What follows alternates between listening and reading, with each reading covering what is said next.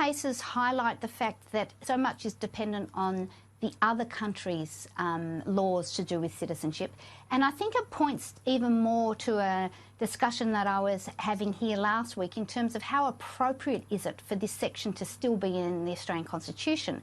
Because the reality is that in a multicultural nation like Australia, that there are many people who have connections to other nation states. And that's not a bad thing. That is enriching for Australia.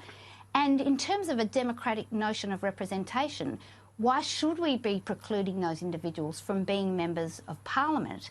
There may be actual real contributions as dual citizens that they can make. And if there is some issue of conflict, maybe there are better ways of dealing with that. So, for instance, you could set up a register for individuals who are members of Parliament who have connections to other nation states to make that transparent, rather than the current requirement of actually having to formally renounce the other citizenship, which may not even have the consequence of divorcing that person from their connection and sentiment to the other country.